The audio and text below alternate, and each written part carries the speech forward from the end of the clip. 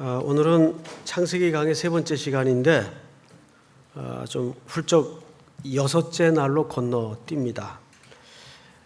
우선 우리가 첫째 날부터 여섯째 날까지 하나님은 이 창조의 순서와 질서를 어떻게 이끌어 오셨는가를 간략하게 이해하기 쉽도록 좀 설명을 드리죠. 지난 시간에는 하나님의 신이 수면 위에 뭐 하시니라? 운행하시니라. 이 운행하시라는 문자적 의미는 알을 품다. 근데 그 품어진 알이 부화의 기간이 끝나면 껍질을 깨고 나와서 자라고 온전한 성숙한 생명이 되듯이 하나님이 우리를 또 이스라엘 백성들을 택한 자녀들을 그렇게 양육하고 이끌어 가신다는 주님의 시각에서 운행하시니라 설명을 드렸어요. 오늘은 이제 첫째 날서부터 여섯째 날까지 구절을 좀 보면 일정한 원리가 하나 있습니다. 우선 여섯 날을 절반으로 나누어서 3일 3일씩 이해하면 됩니다. 첫째 날서부터 셋째 날까지는 하나님께서 공간과 틀, 기초를 만드신 날이라고 보면 됩니다. 그리고 이제 넷째 날서부터 여섯째 날까지는 그 기초 위에 그 공간에 하나님께서 채워 넣으실 피조물들을 내용물들을 창조하신 날이 넷째, 다섯째, 여섯째 날이에요. 그러면 이 날들은 서로 어떻게 짝을 이루는가? 간단합니다. 첫째 날은 넷째 날과 짝을 이룹니다. 둘째 날은 다섯째 날과 짝을 이룹니다. 그리고 셋째 날은 여섯째 날과 짝을 이룹니다.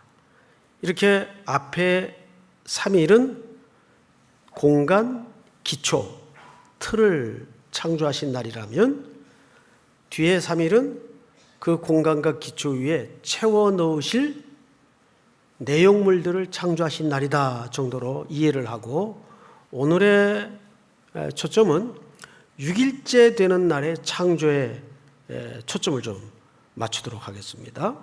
그래서 24절을 한번 볼까요? 이렇게 돼 있어요. 하나님이 이르시되 땅은 생물을 그 종류대로 내되 가축과 기는 것과 땅의 짐승을 종류대로 내라 하시니 그대로 되니라. 하나님이 땅의 짐승을 종류대로, 가축을 그 종류대로, 땅에 기는 모든 것을 그 종류대로 만드시니 하나님이 보시기에 좋았다. 여러분, 여기에 일관된 패턴 하나가 있죠. 다른 모든 창조물들은 무엇대로 창조하셨습니까? 종류대로 창조하셨어요. 종류대로, 종류를 따라. 자, 그런데 하나님께서 인간을 창조하신 여섯째 날의 창조는 이 창조의 방법이 달라집니다. 자, 그 이야기를 성경 기자가 26절에서 이렇게 밝힙니다. 하나님이 이르시되 우리의 뭐를 따라? 형상을 따라 무엇대로? 종류대로가 아니라 그 모양대로 창조하셨다. 자, 이제 이 내용이 오늘 핵심 주제가 됩니다. 자, 우선 여기 복수를 썼어요. 우리의 형상을 따라, 우리의 모양대로 이렇게 돼 있어요. 그럼 여기서 우리라는 것은 말 그대로 삼위 하나님 복수를 얘기합니다. 그러니까 성부, 성자, 성령님 세 분이 삼위 하나님으로서 이 다른 피조물의 창조의 역사에도 동역을 하셨지만 특별히 인간을 창조하실 때 이 삼위 하나님이 동역을 하셨어요. 자, 그런데 여기까지는 우리가 이해를 하는데 별 어려움이 없어요. 근데 우리의 형상을 따라 그랬어요. 형상을 따라. 그리고 뒤에는 모양대로 이렇게 했단 말이에요. 그럼 형상은 뭐고 모양은 뭘까?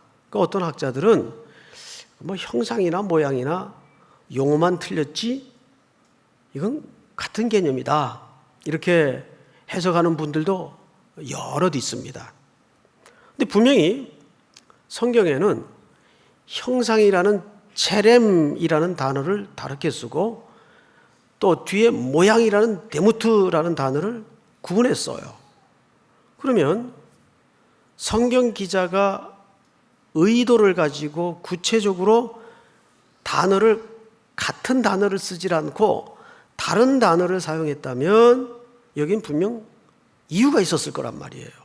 그래서 우선 이 형상과 모양의 상관관계, 각각이 의미하는 바가 무엇인가를 먼저 설명을 드리고 여기에 우리는 그러면 어떻게 적용을 해야 될 것인가 좀 생각을 해보도록 하겠습니다. 우선 형상이라는 것은 문자적 의미는 제렘, 이 단어는 무엇을 새기다 그 뜻이에요. 새기다. 이 단어는 이렇게 긍정적인 측면에 쓰여지기도 했지만 열왕기하 같은 데 보면 우상을 새기다 할 때 이 단어를 씁니다. 그러니까 이 단어는 정확한 문자적 의미가 무언가를 새기다라는 뜻입니다. 이 형상이에요. 제렘. 자, 그러면 조심스럽긴 하나 예를 하나 들죠. 예를 이제 학교마다 가면은 뭐 반신 동상도 있고 전신 동상도 한두 개씩은 만날 수가 있어요. 뭐 여기 신촌에 있는 연대만 가도 그 뒤편에 언더우드 동상이 서 있습니다. 연대 출신들은 다 아실 거예요. 언더우드 동상이 서 있어요. 언더우드는 아시는 대로 그 연대를 실질적으로 설립한 설립자 격이죠. 그런데 그 동상을 보면 우린 대번에 누구를 설명하고 싶은 것인가를 알 수 있어요. 그 동상은 누구를 설명하고 싶은 거죠? 첫째는 설립자를 기리고 나아가서 그 설립자의 모든 것을 기억하자는 데 초점이 있는 거예요. 그래서 그 동상만 보면 우리는 언더우드를 연상하거나 유추하거나 생각할 수가 있어요.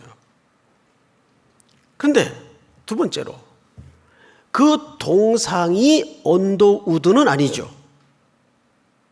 동상이 언더우드는 아니에요. 뒤집어서 그 동상이 언더우드가 될 수 없는 이유가 뭘까요? 그 동상에는 생명이 없기 때문입니다.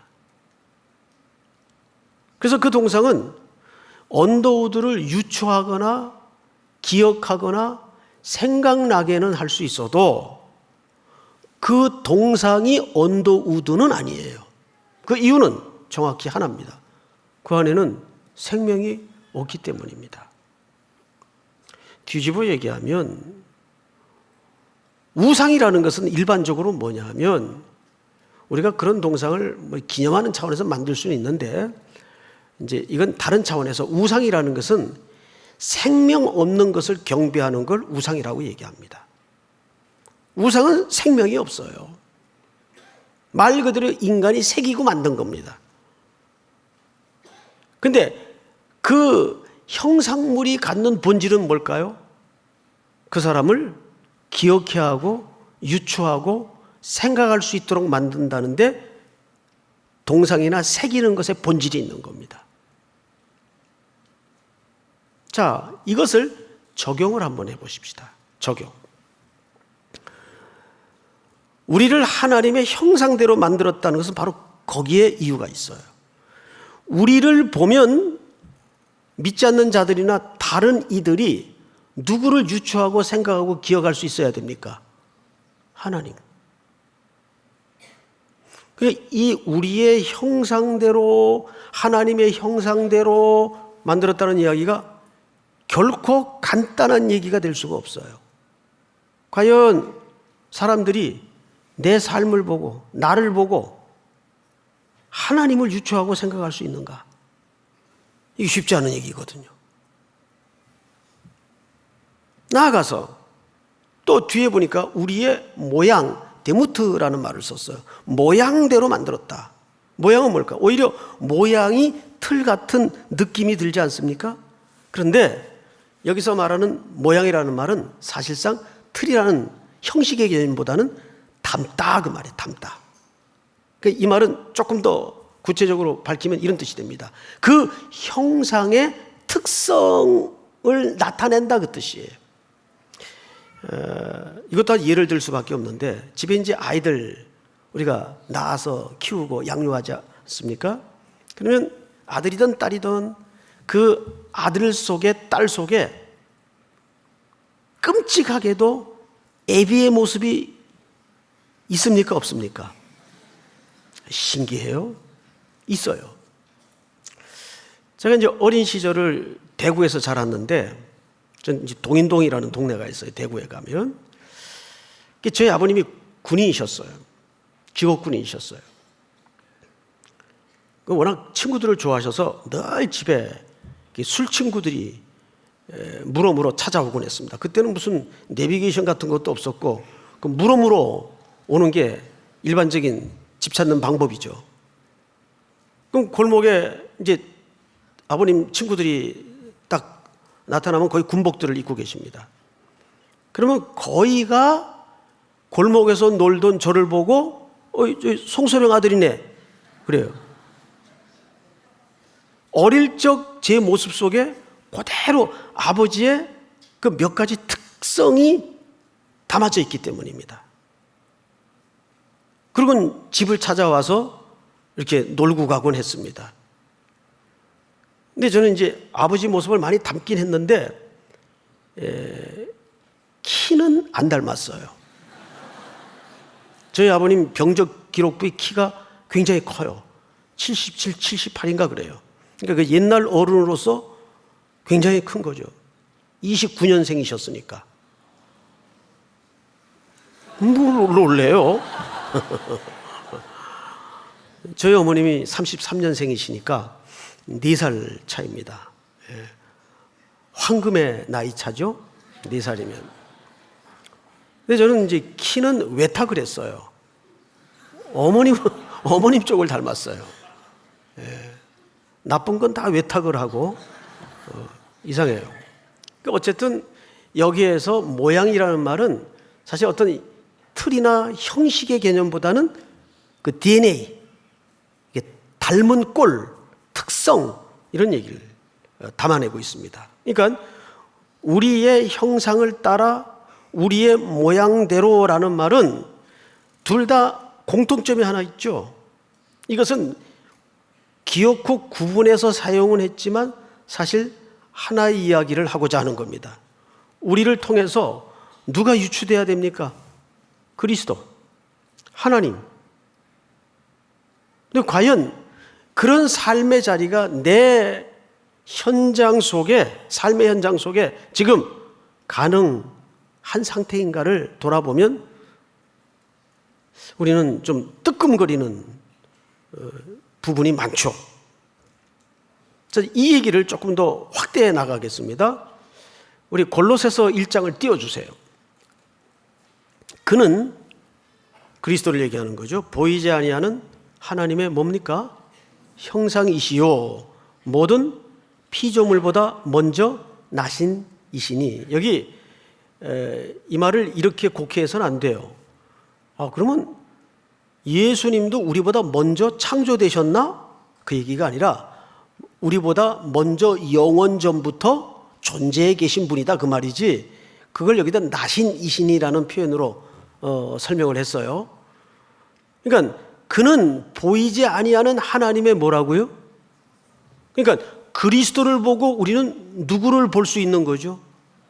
그러니까 신약 성경에서 이 얘기를 사도 바울이 구체적으로 요한복음 14장을 띄워주세요. 다 같이 시작. 예수께서 이르시되 빌립아, 내가 이렇게 오래 너희와 함께 있을 때 내가 나를 알지 못하느냐? 나를 본 자는 아버지를 보았거늘 어찌하여 아버지를 보이리라 하느냐? 이 빌립이라는 사람은 좀 이 깨닫는 게 사실 둔한 사람이에요. 그래서 예수님이 빌립과 지금 대화 중인데 빌립이 하나님을 보여달라는 거예요. 뜬금없이. 그러니까 예수님이 답답해서 빌립아, 내가 이렇게 오래 너희와 함께 있으되 내가 나를 알지 못하느냐? 나를 본 자는 누굴 보았다? 그러니까 예수님이 아버지란 얘기가 아니죠. 예수님이 성부 하나님이라는 얘기가 아니잖아요. 내 속에 누가 반추되어 있다 그 말일까요? 예, 내 속에 성부 하나님의 모습이 있지 않느냐? 보았거늘 아버지를 어찌하여 아버지를 보이라 하시느냐? 이 똑같은 원리입니다. 또 한 군데 한번 볼까요? 요한복음 12장. 다 같이 시작. 나를 보는 자는 나를 보내신 이를 보는 것이니라. 예, 나를 보내는 자는 나를 보는 자는 나를 보내신 이를 보는 것이니라. 자, 한 군데만 더 볼까요? 우리 로마서 8장 아주 중요한 구절입니다. 제가 읽겠습니다. 하나님이 미리 아신 자들을, 여기 미리 알다라는 말은 택함 받은 우리 성도들을 얘기합니다. 미리 아신 자들을 또한 그 아들의 형상을 본받게 하기 위하여, 누구로 하여금? 우리로 하여금. 우리로 하여금 그 아들 형상을 본받도록 하기 위하여 미리 정하셨으니 이는 그로 많은 형제 중에서 맏아들이 되게 하려 하심이니라. 이 맏아들은 누가 되신 겁니까? 그리스도. 자, 그럼 맏아들의 개념이 뭐예요? 제가 맏아들이에요. 제가 만약에 우리 집안에 저 혼자라면 제가 맏아들이라는 표현을 안 쓰죠. 저 외아들입니다. 또는 독자입니다. 저 하나입니다. 이렇게 표현을 하죠. 근데 제가 장남입니다. 또는 맏아들입니다 할 때는 아래 형제들이 있다는 얘기가 없다는 얘기예요. 있다는 얘기예요. 저 실제 저희 집에 맏이에요. 한 살 많은 누이가 한 분 계시지만은 이제 남자로서는 맏이에요. 밑에 동생들이 있단 말이에요. 근데 원래 예수님은 하나님의 독생자이세요. 근데 여기 지금 뭐라 그랬어요? 본문에 본받게 하기 위하여 미리 정하셨으니 이는 그로 많은 형제 중에서 맏아들이 되게 하려 하심이니라. 무슨 형제 중에서? 많은 형제 중에서. 그 많은 형제가 누굴 가리키는 걸까요? 우리 성도들을 가리키는 거예요. 그렇게 하기 위해서 아들 예수 그리스도를 이 땅에 부활의 무슨 열매로? 첫 열매. 첫 열매라는 것은 대표 열매로. 그럼 첫 열매라는 개념은 다음 열매가 있다 없다 어느 쪽이에요? 있다. 다음 열매가 있다. 우리를 얘기하는 거예요. 왜 그렇게 하셨을까요? 그 목적을 로마서 8장 29절에서 이렇게 설명하죠. 하나님 미리 아신 자들을 또한 그 아들의 형상을 본받게 하기 위하여. 그러니까 우리가 누구의 형상을 본받아야 됩니까? 예수 그리스도의 형상을 본받아야 돼요. 예수 그리스도는 누구의 형상입니까? 하나님의 형상이에요. 그러면 이 논리 구조가 어떻게 되는 거예요? 우리는 누구의 형상대로 지음을 받았어요? 하나님의 형상대로 지음을 받았어요. 근데 그 형상을 우리는 잃어버린 겁니다. 그래서 누가 그걸 회복하시는 거죠? 예수 그리스도가. 그래서 우리로 하여금 그 예수 그리스도를, 그분의 형상을 본받도록 하기 위해서 그분이 십자가에 죽으시고 우리의 무슨 아들이 되셨다? 맏형이 되신 거예요. 우리를 형제로 하나님의 아들들로 부르시기 위해서 맏아들이 되신 거예요. 자, 우리 고린도후서 4장 4절을 한번 볼까요? 다 같이 시작. 그 중에 이 세상의 신이 믿지 아니하는 자들의 마음을 혼미하게 하여 그리스도의 영광의 복음의 광채가 비치지 못하게 하느니 그리스도는 하나님의 형상이니라. 정확하죠? 그리스도는 누구의 형상입니까? 하나님의 형상이에요. 그래서 그리스도는 우리의 모습으로 오셔서 이 망가진 하나님의 형상을 온전하게 회복해 내시는 겁니다. 할렐루야. 이것이 우리 속에 투영되고 나타나야 돼요. 그래서 우리는 다른 이들이 우리를 볼 때, 우리의 삶의 모습을 볼 때 정말 그리스도가 유추되고 하나님이 기억되게 되는 삶을 살고 있는가? 이것이 현실적인 우리 삶의 중요한 과정인 것입니다. 자, 이 부분을 이만쯤 하고 우리 다시 오늘 본문으로 돌아가서 27절을 볼까요? 하나님이 자기 형상 곧 하나님의 형상대로 사람을 창조하시되 무엇과 무엇으로 창조하셨어요? 남자와 여자로 창조하셨어요. 자, 이 단순한 마디는 굉장히 중요합니다. 우리 한국 사회는 유교적인 오랜 전통의 뿌리 때문에 또 거기에 근거된 남존여비 사상 때문에 아주 여성들의 그 지위나 가치 면에서 아주 미개한 문화가 굉장히 많아요. 뭐 여성 대통령을 배출했다고 해서 여권 신장이 됐다고 착각해서는 안 됩니다. 오히려 더 지금 후퇴한 경우들이 많습니다. 이런 면에서 여성의 가치와 남성의 가치는 창조의 원리 속에 동등합니다. 단 역할과 배역은 다를 수 있어요. 그러나 무엇 면에서는 동등하다고요? 가치 면에서. 오늘은 남자 여자 얘기를 하고자 하는 게 아니고 이거는 2장에 다시 조금 더 창세기 기사가 구체적으로 등장을 하니까 우리가 그때 가서 다시 살펴보기로 하고 그 다음을 보십시다. 28절을 볼까요? 하나님은 왜 인간을 창조하셨는가? 이렇게 되어 있습니다. 28절 하나님이 그들에게 뭘 주시며? 복을 주시며. 자, 저를 보세요.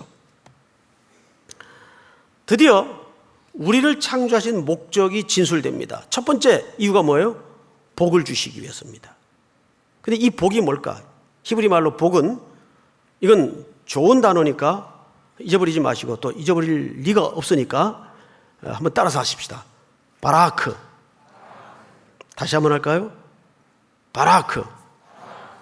이 바라크라는 말이 히브리 말로 복입니다. 자, 그러면 히브리 말의 바라크라는 복의 우선 문자적 정의가 뭔가를 이해해야 되겠죠. 이 말은 가장 첫 번째 정의가 무릎 꿇다, 경배하다, 찬양하다 이 뜻입니다. 뭐가 복이에요? 하나님께 무릎 꿇어 순종할 수 있는 관계로 들어와 그분을 경배하고 예배하는 것이 가장 성도의 복이다 그 말이에요. 성경에서는 놀랍게도 바라크 속에 담긴 복의 정의를 이 땅에 물량적이고 물질적으로 소개한 적이 없어요. 아쉽죠? 아니에요. 아쉬워야 될 문제가 아니라 우리의 잘못 가졌던 생각에 대해서 바로잡아야 될 필요가 있어요.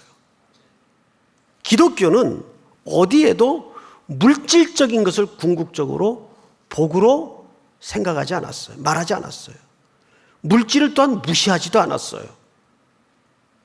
그러나 우리는 여기에서 바라크라는 이 문자적 정의는 첫째가 무릎 꿇어 그분을 경배하는 관계를 얘기합니다.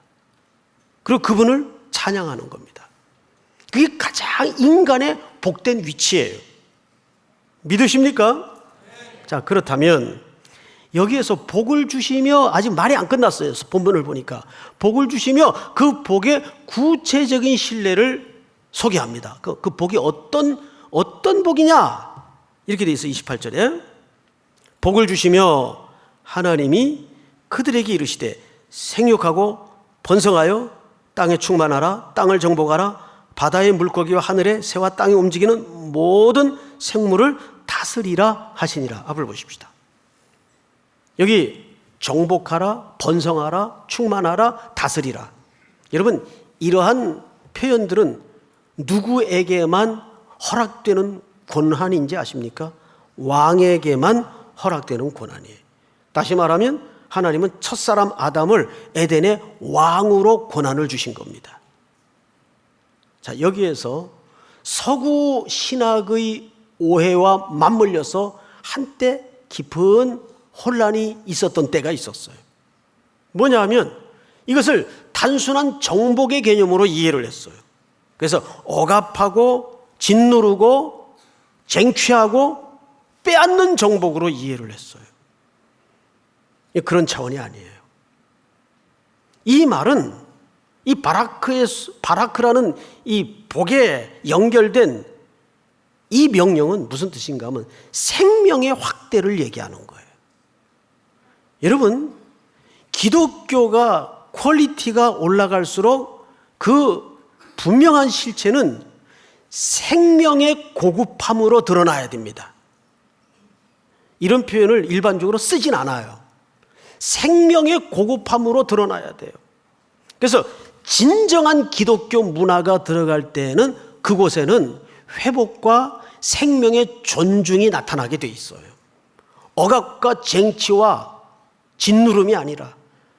그래서 하나님의 나라, 그리스도의 나라의 본성은 인자는 섬김을 받으려 함이 아니라 오히려 자기 목숨을 많은 사람들의 대속물로 내어주고 섬기려 왔다라고 얘기하고 있어요. 그러니까 이 명령 속에 담아진 나라의 왕권의 특성은 섬기면서 봉사하고 자기를 내어 주는 왕권을 얘기합니다. 생명의 복을 얘기하는 거예요. 그래서 바라크 속에 연결된 이 복의 정체는 두 가지입니다. 후손을 통한 생명의 복을 얘기하는 거예요. 잘 이해가 안 되죠? 제가 성경 한 구절만 읽어드릴 테니까 그냥 들으십시오. 유명한 창세기 12장에 보면 이런 표현이 하나 쓰여져 있습니다. 내가 너로 큰 민족을 이루고, 큰 민족을 이루려면 후손이 번성을 해야 돼요. 그렇죠? 창세기 명령처럼 큰 민족을 이루고 네게 복을 주어. 여기도 복이 나와요. 네 이름을 창대하게 하린 너는 복이 될지라, 이렇게 되어 있습니다. 복이 될지라.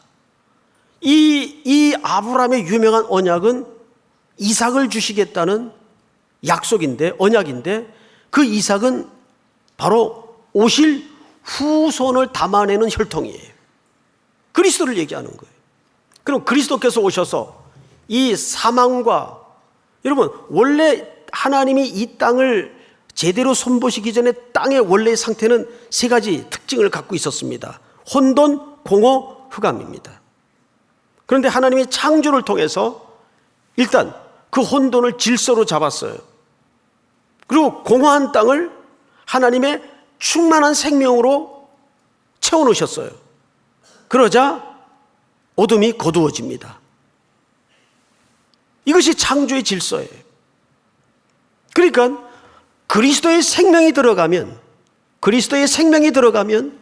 그리스도인들이 이 땅에 복이 되는 것은 잘 먹고 잘 사는 그런 물리적인 복을 언약했거나 약속하는 것이 아니라, 우리 그리스도인들이 들어가는 그 삶의 현장에는 모든 썩은 생명의 냄새로 말미암아 썩은 냄새가 다 거두어져야 돼. 그래서 그 땅이 살아나고 그 땅이 회복되고 어둠이 거두어지고 공허가 채워지며 생명으로 풍성케 돼야 되는 것이 이 명령의 본질입니다. 그래서 예수님께서는 나를 믿는 자는 생명을 얻고 그 생명이 풍성해진다 그랬어요. 그것이 기독교가 지향하는 복의 본질이에요.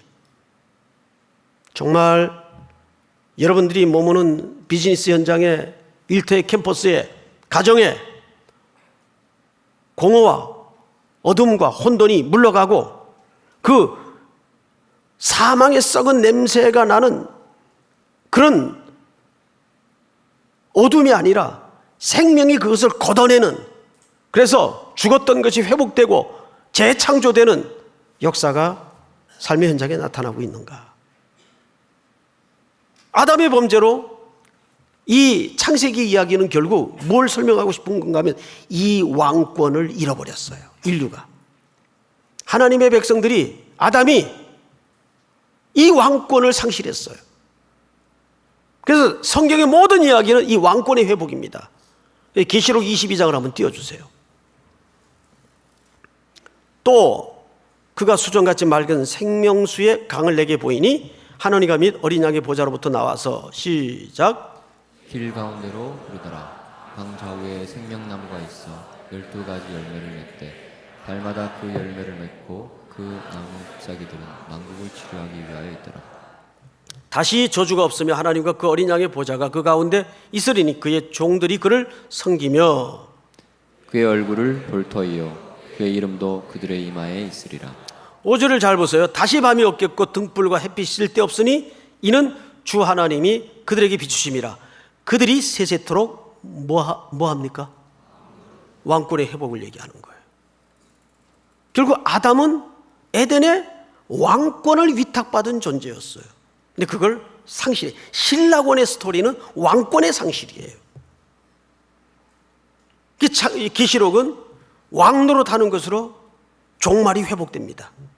끝이 납니다. 자, 이야기를 베드로 사도가 조금 더 구체적으로 이렇게 설명했어요. 베드로 전서 2장을 띄워주세요. 시작. 그러나 너희는 택하신 족속이요 왕같은 제사장들이요 거룩한 나라요 그의 소유가 된 백성이니 이는 너희를 어두운 데서 불러내어 그의 기이한 빛에 들어가게 하시니에 아름다운 덕을 선포하게 하려 하심이라. 어떻게 땅을 정복합니까? 그것은 그리스도의 아름다운 덕을 통해서 이 성품의 얘기를 얘기하는 거예요. 그 사망의 냄새와 혼돈과 무질서를 걷어내는 겁니다. 그리고 거기가 회복이 되고 생명의 본질이 회복되는 이것을 오늘 베드로 사도는 그러나 너희는 택하신 족속의 왕 같은 제사장들이요. 제사장은 뭐 하는 사람들이에요? 누군가를 대신해서 희생되어지고 드려지는 존재를 얘기합니다. 그리스도처럼. 로마서 5장에서는 이 얘기를 이렇게 결론 짓습니다. 로마서 5장을 띄워주세요. 예, 같이 읽습니다. 시작. 한 사람의 범죄로 말미암아 사망이 그 한 사람을 통하여 왕노릇하였은즉 더욱 은혜와 의의 선물을 넘치게 받은 자들은 한 분 예수 그리스도를 통하여 생명 안에서 왕노릇하리로다. 네, 우리의 왕노릇은 어디 안에서 하는 겁니까? 그리스도의 생명 안에서. 그러니까 창세기에 우리를 복주기 위해서 만드셨어요. 그 바라크라는 복의 본질은 그리스도를 통한 생명을 얘기합니다. 이 이야기를 모세가 구원받은 백성들에게 하나님을 잃어버렸고 신앙을 상실한 이스라엘 공동체의 신앙 회복을 위해서 계시를 통해 시내산 밑에서 이 말씀을 받아 적는 겁니다. 어쩌면 이 똑같은 원리가 오늘 다시 이 창세기의 창조의 질서와 명령을 통해서 우리가 회복해야 될 삶의 자리죠. 마지막으로 우리 로마서 5장을 다시 한번 띄워주실까요? 한 사람의 범죄로 말미암아, 첫사람 아담을 얘기하는 거죠. 사망이 그 한 사람을 통하여 왕노릇하였습니다. 지금은 이 사망이 왕노릇하는 세상이에요. 이 세상 구조가 그렇지 않습니까? 그래서 온갖 살인과 분쟁과 썩은 냄새가 온 세상과 사람의 마음을 빼앗는 질서 속에, 원리 속에 이 땅이 지금 던져져 있어요. 거기에 우리는 더욱 은혜와 의의 선물을 넘치게 받은 자들은 한 분 예수 그리스도를 통하여 생명 안에서 왕노릇 하리로다.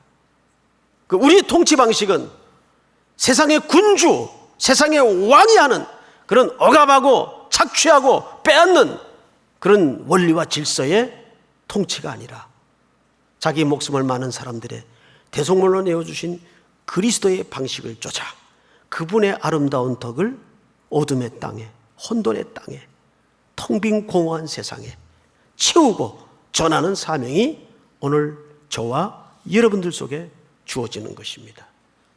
할렐루야.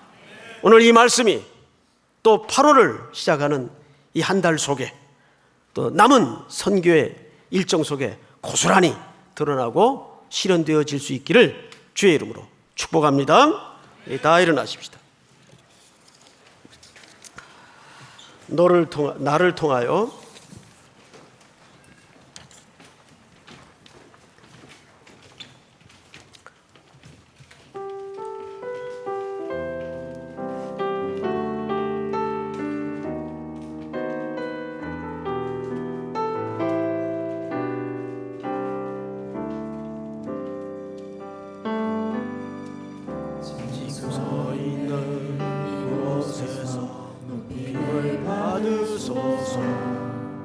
내가 밟는 땅 주님의 땅이 하늘이 주의 이름 높이 올리며 넓은 바다가 주를 노래해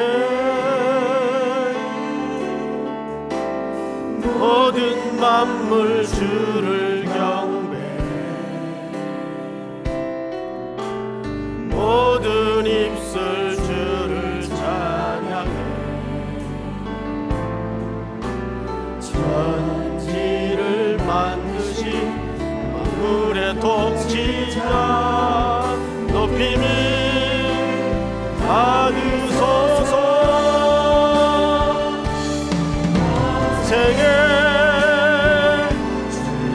이름 높이며 어느 곳에서든지 주님을 예배하리라 내가 걷는 못 아버지의 영광이 선포돼야 하리 찬양하며 주님을 예배할 때 하늘에 각한 주의 보리라 나를 통하여 내 입술 인하여 주의 이름을 받으소서 내 평생에 주의 이름 높이며